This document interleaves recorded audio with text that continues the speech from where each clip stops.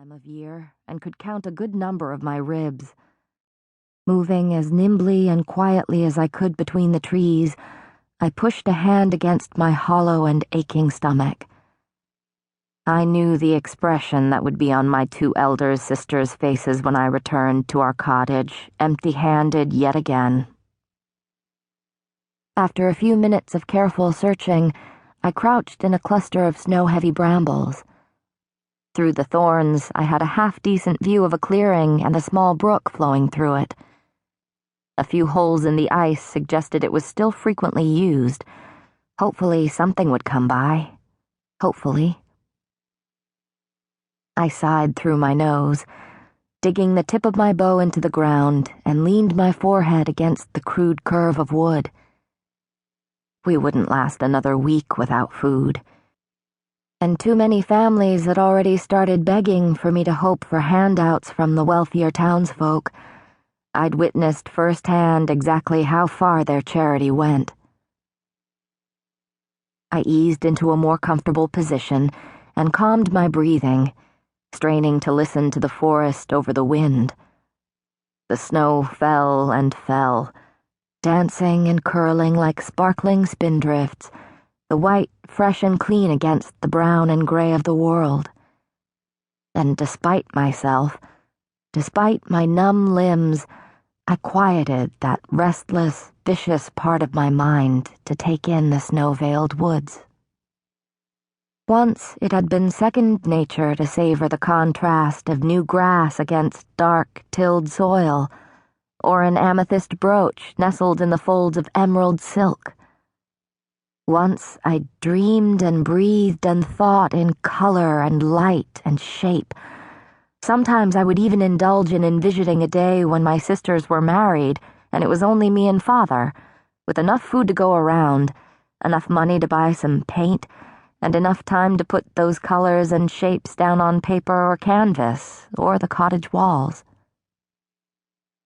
Not likely to happen anytime soon, perhaps ever.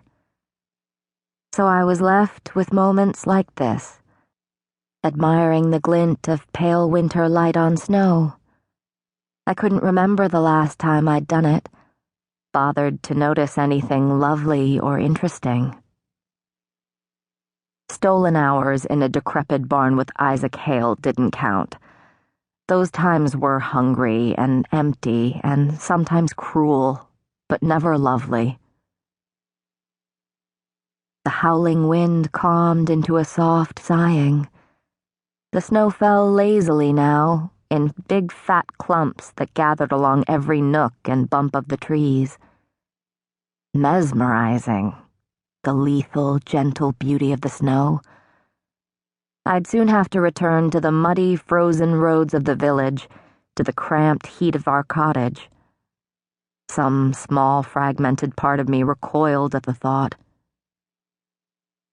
Bushes rustled across the clearing. Drawing my bow was a matter of instinct. I peered through the thorns, and my breath caught. Less than 30 paces away stood a small doe, not yet too scrawny from winter, but desperate enough to wrench bark from a tree in the clearing. A deer like that could feed my family for a week or more.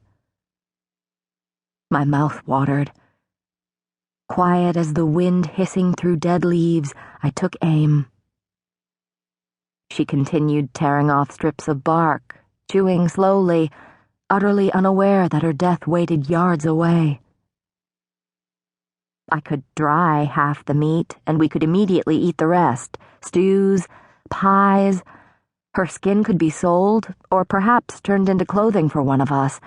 I needed new boots, but Elaine needed a new cloak. And Nesta was prone to crave anything someone else possessed. My fingers trembled. So much food, such salvation. I took a steadying breath, double-checking my aim.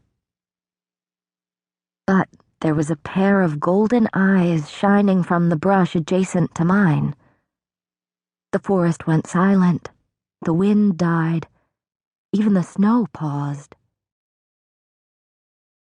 We mortals no longer